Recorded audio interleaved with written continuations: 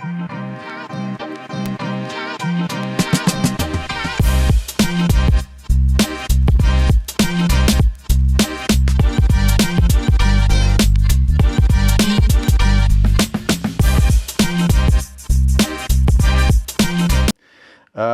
we left off, we were in Ethiopia, where a part of us were. We mentioned Ethiopia. We began to talk about it because this was where Philip was on a pilgrimage along with a caravan of Ethiopians, often Semites, and those who were converted to the Jewish religion would travel to Jerusalem on a pilgrimage, much like Muslims go to Mecca. But they were on a pilgrimage to Jerusalem. And as you're on a caravan, there are all levels of people. Many of them are moving, it's moving slowly because the rich are in their chariots or on camels or other beasts of burden. But those less affluent, the poor, are actually on foot, they're walking. And so they go at a pace that is comfortable for those who are walking to walk along beside them. And as they were moving along, Philip overheard an Ethiopian eunuch. A eunuch is one who has been castrated, a male castrated.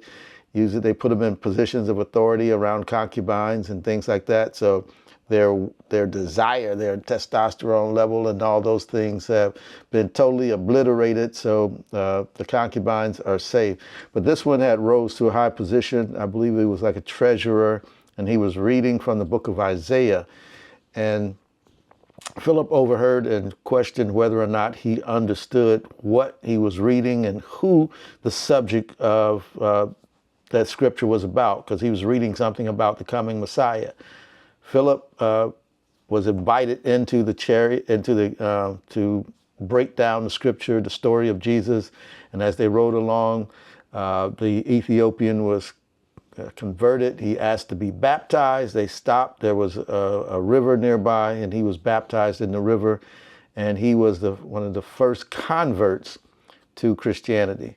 And the reason I went through this whole thing is because we've often been told the lie that if we had not been enslaved and brought to this land, that we never would have heard about Christianity or any of those things. And that's something that we should be grateful for, because we were exposed to it over here. But as you can see, these Afro-Asiatic people who were in Africa, moving through Africa, it was all about Africa. Whether they were Semites or whether they full Africans, they were all a part of the African diaspora. And in particular, this Ethiopian was specifically called out as one who was baptized as one of the first converts. So we had both the Jewish, the Islamic, and the Christian religions long before the Europeans. As we'll see as we go through our lesson today, the first European convert happened later on. So Africa and African converts were already significant in the Federal Democratic Republic of Ethiopia.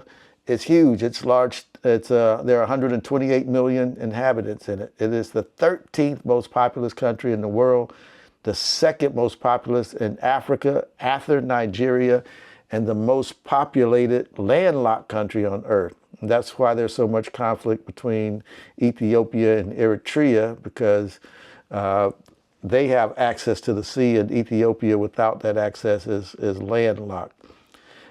Ethiopia in the biblical times, though, didn't necessarily correlate or correspond to exactly the geography of the modern Ethiopia.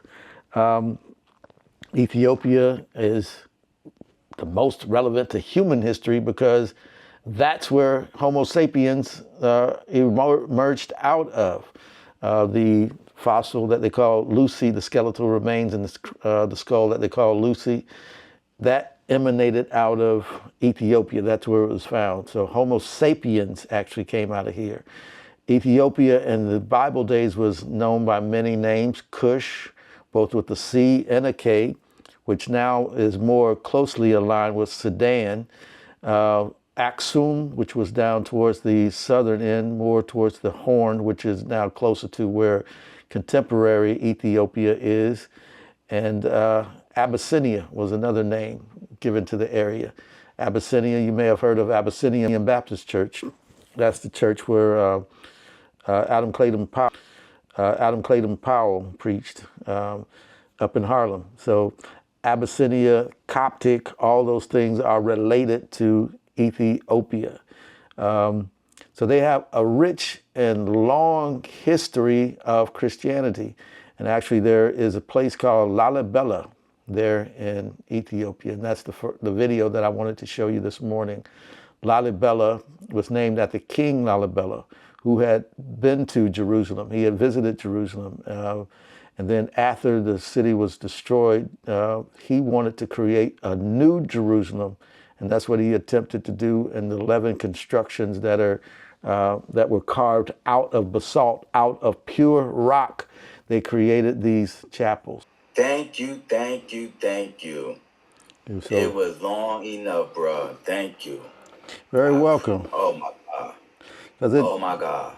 It helps to reintroduce who these characters are in these stories. It's not about some foreigners that look like, Blondie and whoever else. It's about people that look like us. It is our story. And so we need to continue to remind ourselves and to reclaim that. And you can imagine Philip, as you saw them on their journey, making their pilgrimage, that same type of thing happening with Philip, and how devoted these people are. They are. Brother, can I say something? Please do. Because all of these religions are all connected. Because that pilgrimage, doesn't that remind you of a pilgrimage to Mecca? The Hajj, right. How Hajj. Right. I mean, we all are connected. I mean, go ahead, say what you were going to say. No, go. It's all good. It's all good. No, I was just saying that, you can almost just imagine Philip talking to the Ethiopian eunuch now and them having the conversation. They have that serious devotion, and he wanted intensely to understand and to know what it was he was reading, because that's how seriously they take it. It wasn't just a casual thing, a casual conversation. They are internalizing this thing. And that's why it's not like going to the mega church. We may not want to get up and drive across town, but they are going to walk 3 months to get to this one celebration. That is devotion. And I don't think contemporary Christians understand that level of commitment. The first evangelists, we go back to Saul, who became Paul, and he was united with Barnabas. Barnabas meaning the son of exhortation, son of divinely inspired speech. Barnabas represents more the intuitive, the softer nature, and Paul is more on the reasoning, the logical, that will, the personal real. So that's why they made a great tandem in going together. They had those sort of polar opposites that they brought to it, those different perspectives, in order to reach the people. Paul was taking literally the charge of Jesus to go out into the world and to preach the gospel. So that first missionary journey that they took was to Cyprus, and that was around 47 to 49 A.D. They went to Cyprus because that was one of the homes of Barnabas. Barnabas had lived there before, but Cyprus meant a fair, frank, honest, unbiased state of mind. And each one of these journeys that Paul is undergoing, each one of these missionary journeys, is actually representative of the activity of the word of truth in the mind and heart of the individual. As truth goes through our various states of consciousness, that's also like a missionary journey, because it's going to have, that truth is going to have to convince and convert various aspects of our consciousness to change and to convert, to align, to become spiritually quickened. And so that those missionary journeys represent spiritual ideas that begin to move in consciousness. Each location on the journey is representative of a state of consciousness also that needs to be taught truth as we travel along our road of unfolding the Christ within ourselves. So the first stop was Cyprus, which is an island off the coast of Asia Minor. The first missionary journey, as I said, it was the former home of Barnabas, and there was a large Jewish population there. So the assumption going in was that they would be receptive to hearing the word and that they may have a good audience there. But the first city they went to, Salamis, they weren't checking for they weren't antagonistic or anything. There was no real resistance, but there was no real interest either. Paul preached in the synagogues there, and they were like, eh. And so they had to move on. We must move on. When we meet that resistance, it's time to move on to a new spot. So the next city they went to in Cyprus was called Paphos. And there in Paphos, they met a Roman, Sergius Paulus. He was a Roman proconsul that representing those Romans, always representing that reasoning faculty of man. Searching, in this case, he was like Cornelius before him, and he was like the Roman centurion that Jesus healed his daughter or raised his daughter. They were searching for things of spirit. It wasn't their natural tradition, their religion, their custom.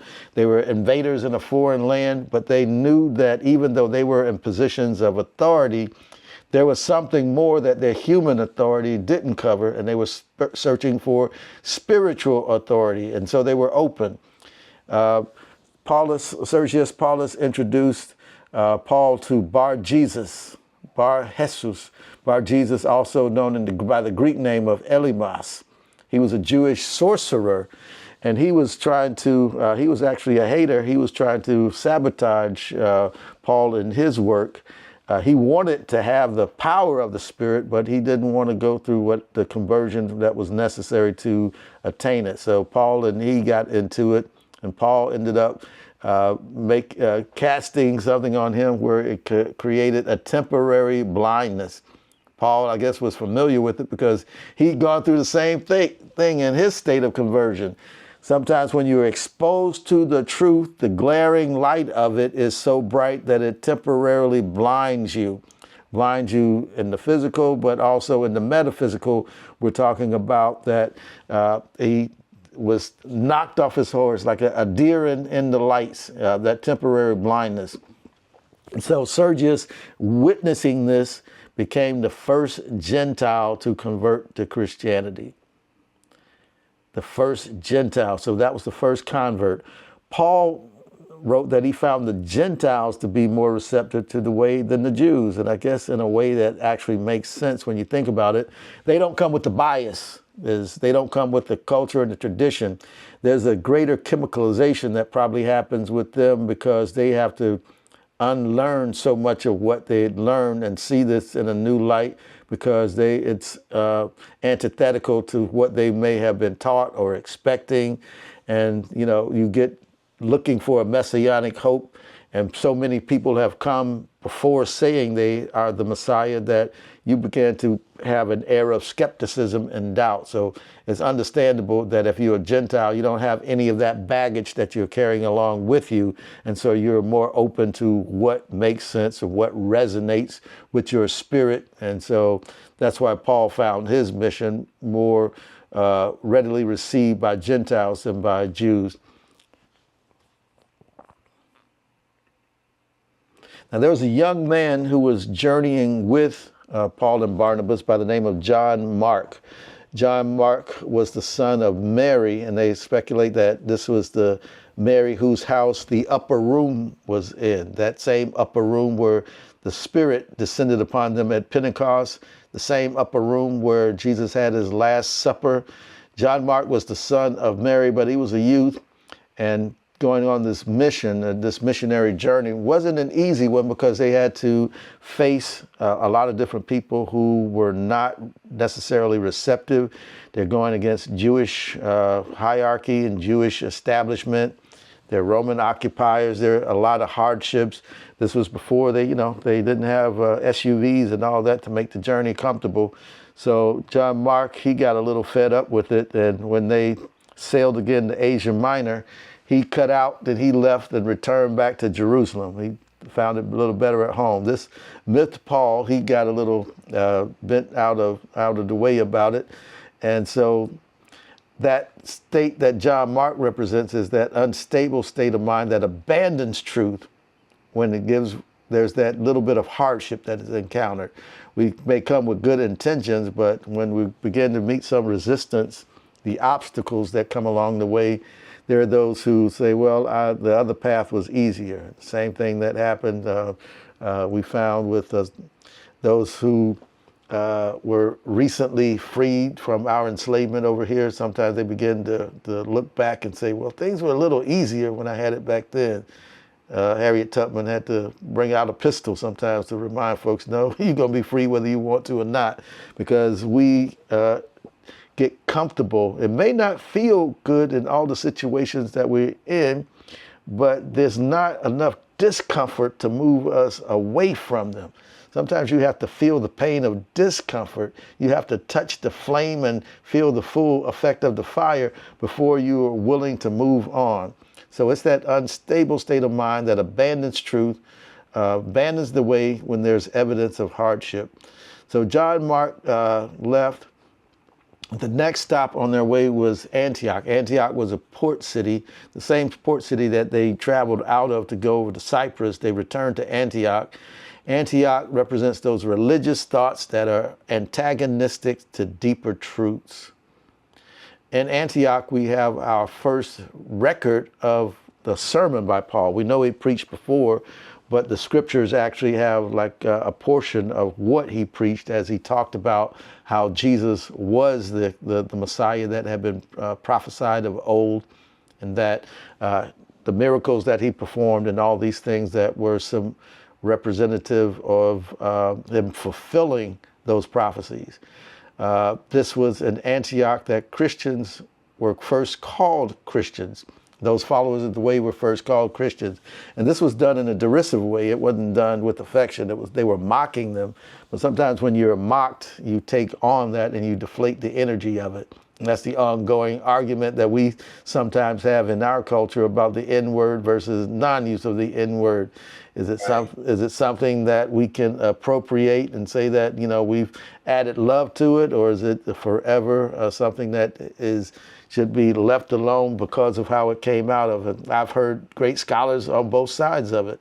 Michael Eric Dyson says to use it, and, you know, Cornel West says not to. They even recorded this album where they went back and forth on that. They recorded a song that was based on them having that conversation and that discussion. In Antioch, they actually encountered quite a bit of jealousy and envy from the Jewish establishment, because there were people that were listening to the message, and there were quite a few that were receptive, but it went against the traditional teachings. And so that resentment came up, and so they were on to the next. They went on to Iconium, which was about 80 miles east of Antioch. Going east, you're always going within. So when they went within, they were able to find that true light was beginning to break. There was receptivity from both Jews and Greeks who were listening attentively, and many were converted. And because there was that energy, that receptivity there were many signs and wonders that were able to be performed by Paul and Barnabas there. So we have to have that spirit of openness and receptivity that allows us to flourish and raise to our highest possibility and potential. Reverend Stanley, let me just make a point. It's just a side note. Because this is a metaphysical, esoterical class, and Antioch and Iconium, isn't it? I'm just throwing this out, and this is the right form. I'm trusted with these individuals. I'm in the right tribe. You're in the right place. A lot of our churches are named after absolutely Baptist churches. Absolutely. Antioch. And just think about what it's saying metaphysically that Antioch represents. And you know there's a lot of Antioch Baptist churches. And there's also a lot of Iconium. And Iconium represents the true light. Brother, I thought the exact same. I thought the exact same thing, because I know Antioch, I know them, and I also know First Iconium, Brother Timothy McDonald, who led us for so long, and the Concerned Black Clergy was First Iconium. Yes. So yeah, I actually had those exact exact same thoughts that sometimes people just name things and then research what the actual meaning of those names. Maybe some did and they selected them with intention. But yeah, I know a lot of Antiochs. Intention. That's my point. Yes, brother. Mm-hmm. We on the same wavelength. Yes. Indeed. Yes. No doubt. Go ahead. Now, that whole thing of Gentiles being converted to Christianity, that caused a lot of angst, that caused a lot of outright just rebellion and revolt because, you know, they weren't accepting that too calmly, too lightly, because you remember, they never professed to be anything other than Jews.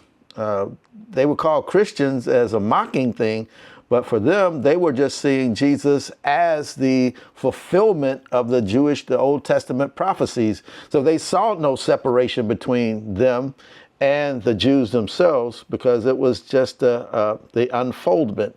But as they began to preach the gospel and Gentiles began to be converted, that raised a whole nother hornet's nest. That stirred up a whole nother hornet's nest, because the big question that this Jewish Jerusalem conference was centered on the question, do Gentiles have to convert to Judaism before they become Christians? Because before that time, it was only Jews who were following Jesus. There was always that separation. He said, I didn't come for them, you know, and everything. But as they began to expand out to reach to other parts of Asia Minor and then eventually into Europe, they began to expose to those who were not Jews. And also there were Hellenized Jews. There were those who were raised in Greek culture, because as we talked about the scattering of the 12 tribes and those lost 10 tribes, many of those folks ended up in various places that were around Palestine. And then many of them began to return back to Palestine, very much like around 1948 in the last century, when those from Germany and Russia and other parts of Eastern Europe began to come to Palestine. So the same type of thing was happening back then. And those who were of the tribe of Judah, those who were, from the tribe of Israel, those who knew their authentic roots, you might say, they considered those other ones as foreigners. So even if you were Jewish and you came back to Palestine, you were considered a foreigner, and that's how they were treated. But Paul, he recalled his vision. Remember, Peter recalled his vision when he was up on the roof, and he had his vision of all the various animals that were coming, and he was told to slay and eat them. He said, no, they're not kosher. I keep the kosher. But the Spirit came and told him, don't you call anything that I created unclean.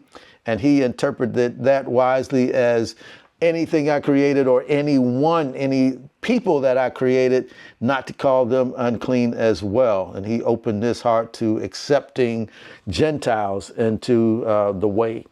So Peter sided with Paul and Barnabas in opining that Gentiles don't have to take on the Jewish customs and traditions. The biggest one was circumcision, and that was an outward symbol of separation. So their dietary customs, there are all these things that were added on, and they said that, no, you don't have to take on all of that to be a Christian. You can follow the way, but it didn't end there. That was just when it was sort of codified, because James, and I'm not sure if this is James, the brother of Jesus, but James, the head of the Jerusalem church, ruled that Gentiles could be accepted into the Christian church, exempt from the legalistic requirements of Judaism. And that is like when that big separation began, and that's when the Christianity began to spread out and eventually became the world religion, the world thing that it is right now, that influences so many people. We hear so many people claim to be Christian, and in no ways do they exemplify the things that are Christ-like.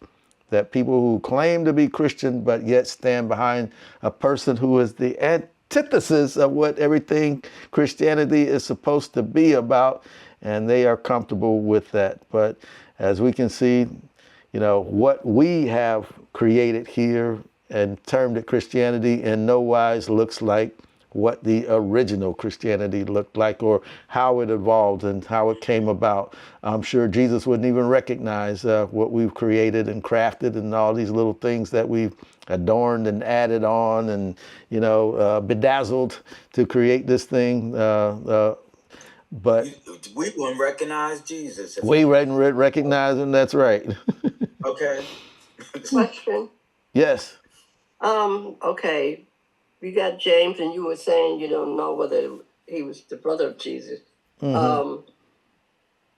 Depending on where you read or what movie you've seen, Jesus's brothers didn't follow him. And of course, he had the two Jameses, little James and big James. James the Lesser, yeah. Mm-hmm. I don't like to use that word lesser. He was just little. Yeah, I don't think they took it in. It was not in a derogatory way that he was short in stature like Reverend William and I. But so how can you find out which James, we're referring to? I mean, is there another a book we can? A set of. I'm sure there is. Apostle encyclopedias or something. Encyclopedia Apostolica, right? I'm sure there is that we could. I just didn't take the time to go dive much deeper on it now. But no, there is a tradition that James, the brother of Jesus, did actually become one of the leaders in the church. Okay. Mm-hmm. Thank you. Oh, you're welcome.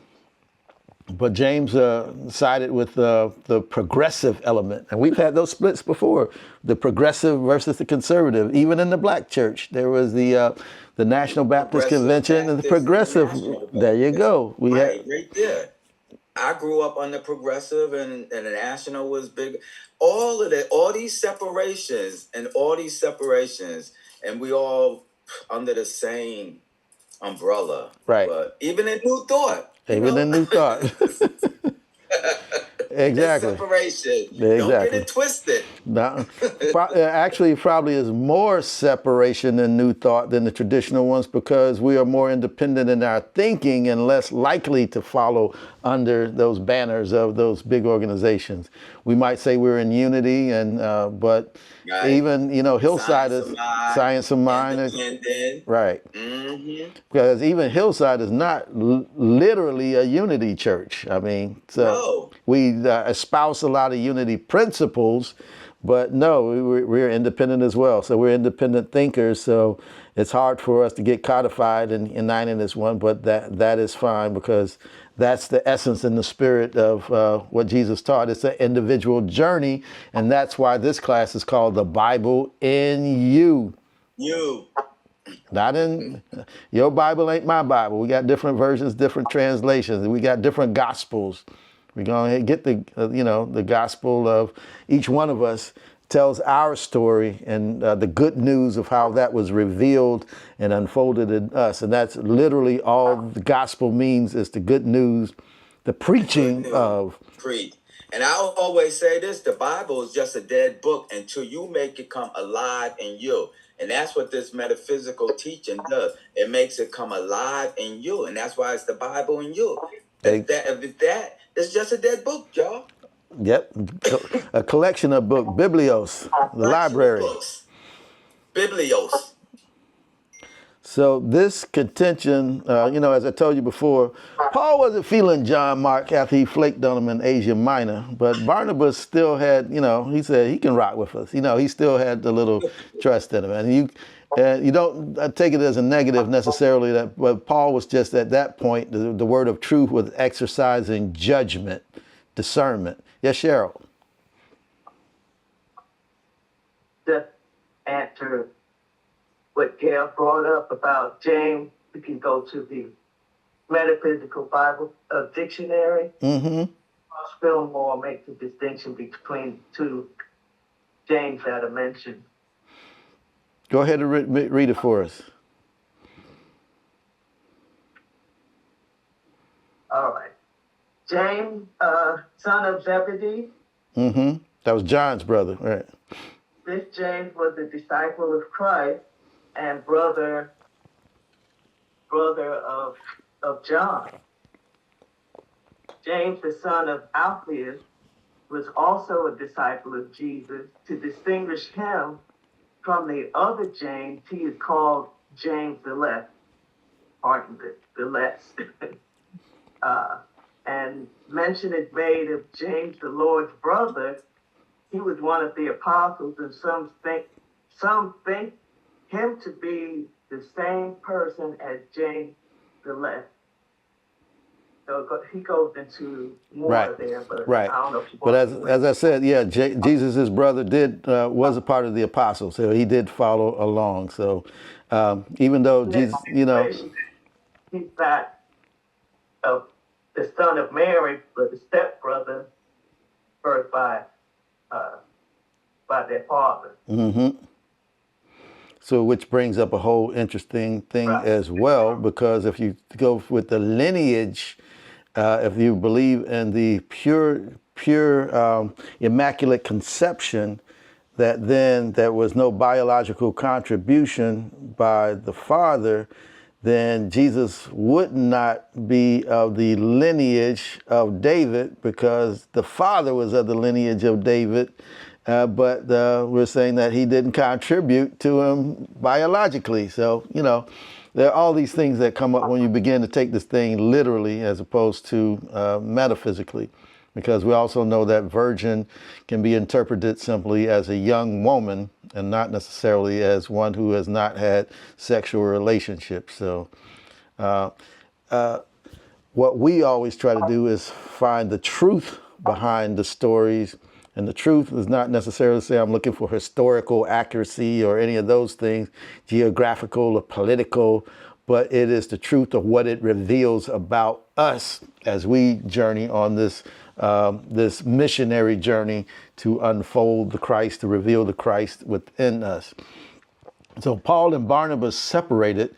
Barnabas took John Mark, and Paul recruited a new travel companion by the name of Silas. Silas was already a leader in the church at Antioch, and he was probably a Roman citizen like Paul, so they could probably relate and connect with each other, and they went out to do their thing.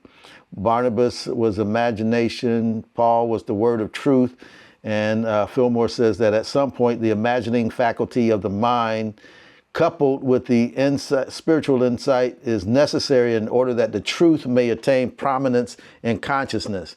Barnabas was the one who took Paul out and introduced him to the church of Antioch. It was Barnabas who vouched for Paul and got him established and allowed him to perform his first preachings and got him along his path, Paul representing the word of truth. But at some point, there was that split that was needed, because it is necessary in order that the truth may attain prominence in consciousness. When this has been accomplished, there is a separation. So Paul had risen to the point of being confident in who he was, confident in delivering the word of truth, that he was now able to separate from Barnabas.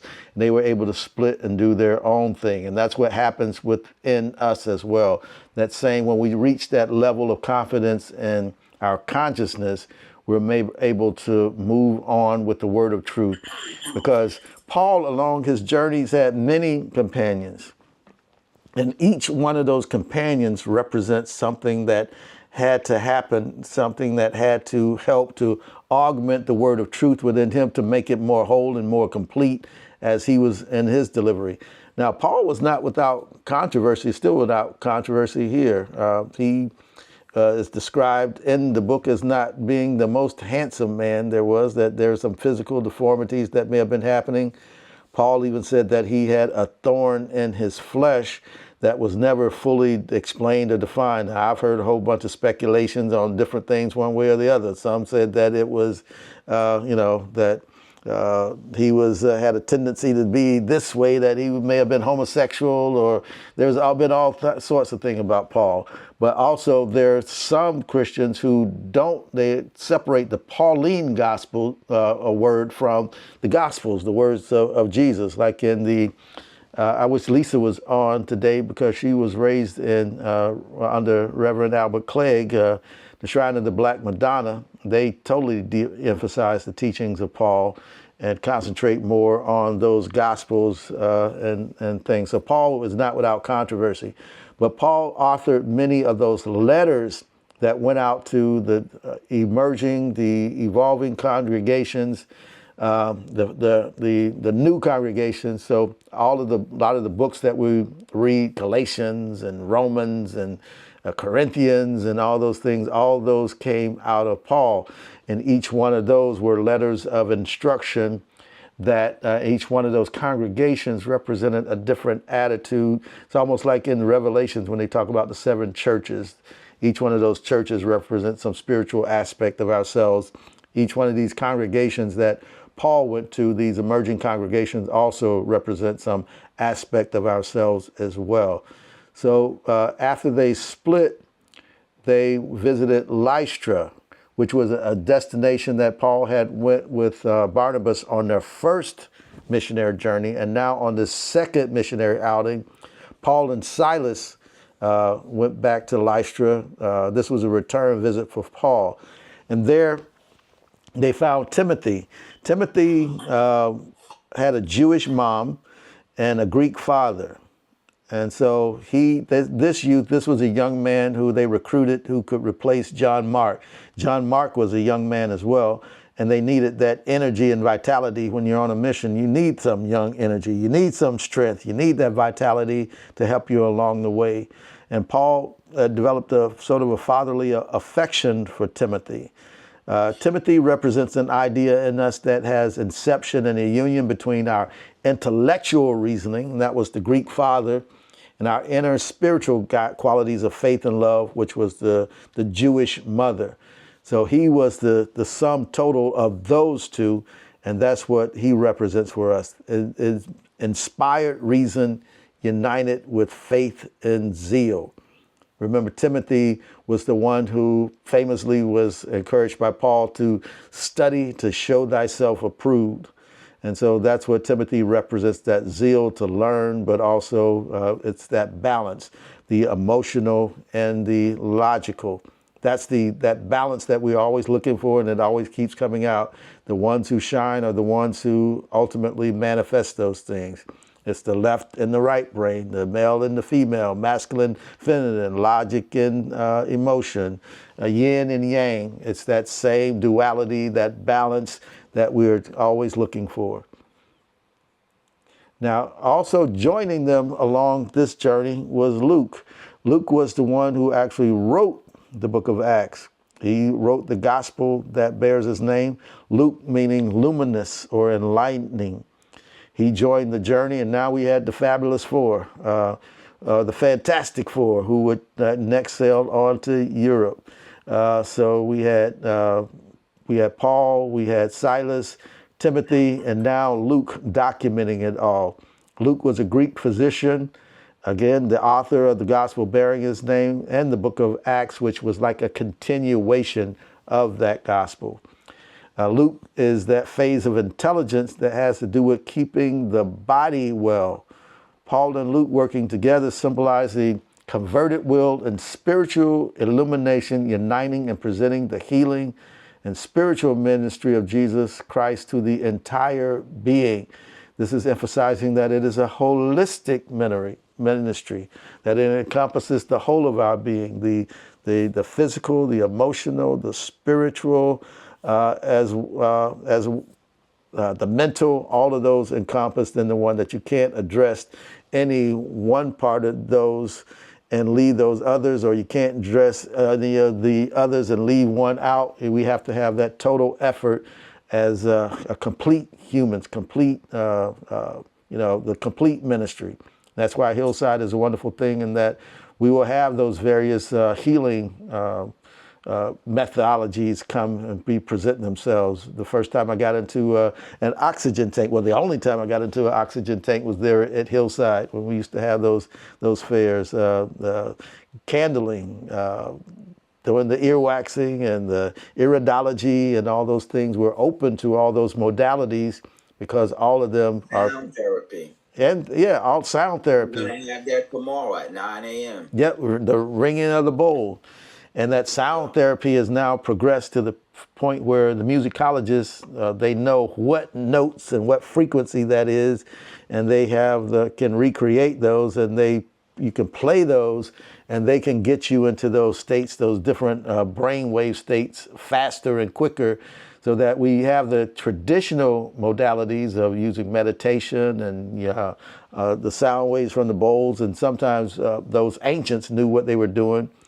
The mantras, the sounds that they make, it's not words. I remember when Dr. Kandwani was teaching us about Shring, we were saying all sorts of things. We were trying to make it make words. We were saying serene, and we were saying all these other things. But he said, no, it's not a specific words. It's a sound that has an effect. And whether you know what that effect is going to be or not, if you do the sound, you're going to get the effect. And so that's why we began those meditations by uttering the word shring, shring. You probably remember shring. when we used to moan. We used to moan. Oh, yeah. Still moan at my father's church. I'm Missionary Baptist. And if you're a primitive Baptist, you had it even more so. So, yeah. So it's the sound. It's the sound that resonates. It's the vibration, because everything is a vibratory energy. Everything in this universe, even these things that we call solid, they're actually in motion, because you go into the... That's why he says, if you don't praise me, even the rocks will cry out. That's right. Okay, the rocks will cry out. We're made of the same matter that the rocks are made out of. We're stardust. The things that are in the universe are the things that comprise ourselves. We're a microcosm of the universe. When we examine ourselves, you get down deeper and deeper into the subatomic levels, and you keep finding more and more.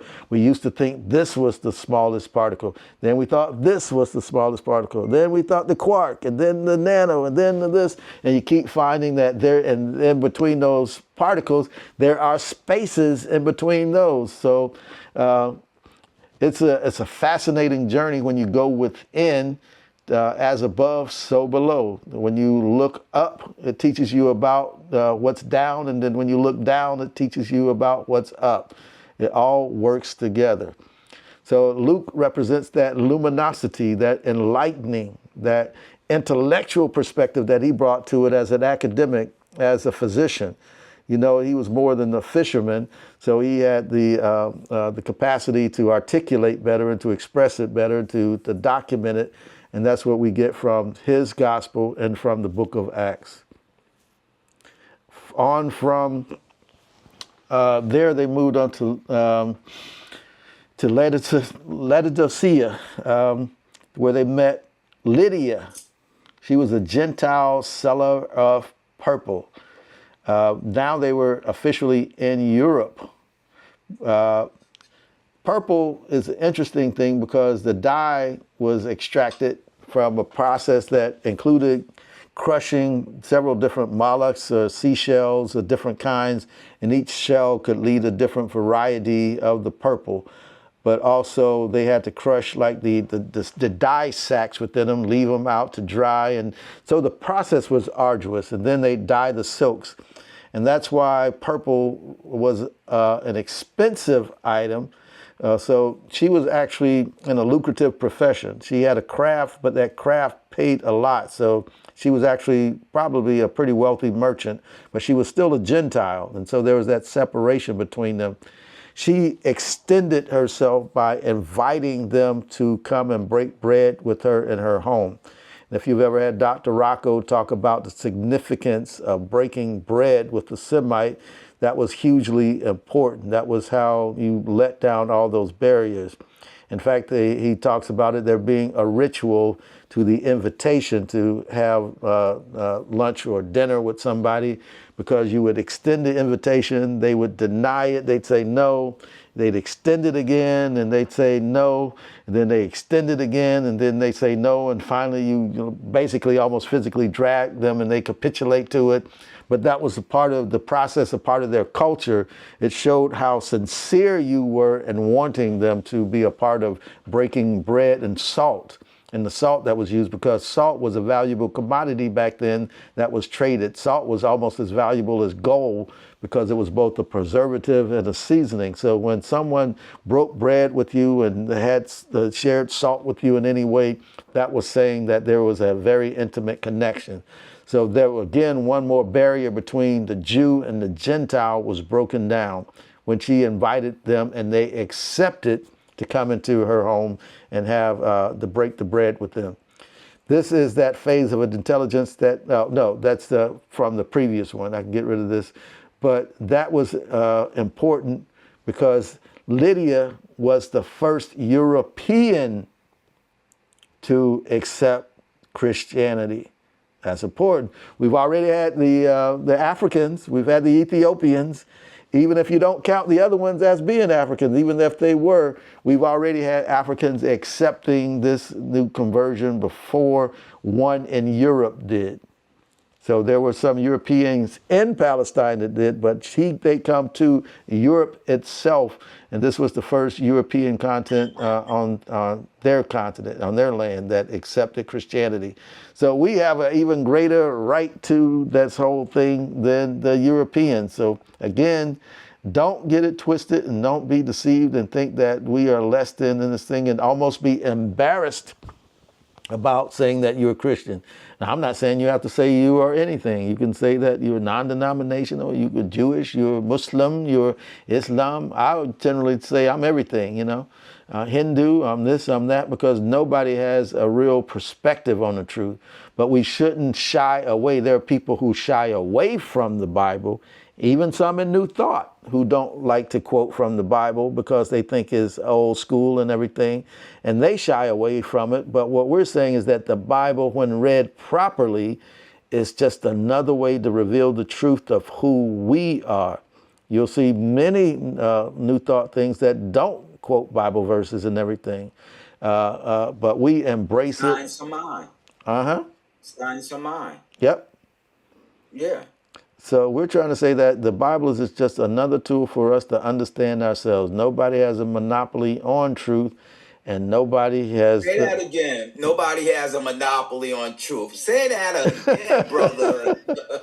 There's no RICO laws that need to be established or anything to fight against it, because there's no monopoly. We understand so very little. And that little we understand, we can't get jealous about it or possessive about it and say, I know the way, I have the way. That was the knock against Christian Science. Mary Baker Eddy, she has New Thought principles, and those New Thought principles are sound, but she said that this is the only way. So the Christians, the only way. So the Christian Scientist, the Christian Science Monitor, and all those lovely places that they have for reading, the reading rooms, they're great, but we can't say that Spirit ever stopped giving its dispensation that in one period of time, or else we're locked. And we know that without movement, there's stagnation, and stagnation is death. So as true students, we continue on looking forward and back and around, because everything has something to teach us. And that is, I think, we're going to be our stopping point for today. And as I said, we won't get so concerned about, I have broken down the lessons and how to get through all the books in that 10-week period. But it's really not so much about getting through all those specific books, but us tracking our journey and understanding as we go along the way. And that knowing that whatever we glean from it is what we needed to take away from it. And we'll do our best to technically conclude everything in it, and I'll gloss through, but don't get so concerned if you are, you know, because in total, right down these last 2 weeks, we probably had like 10 chapters to read to go through it all. And I recognize that life impedes and, you know, things happen, but together we'll get through what it is that we're supposed to get through.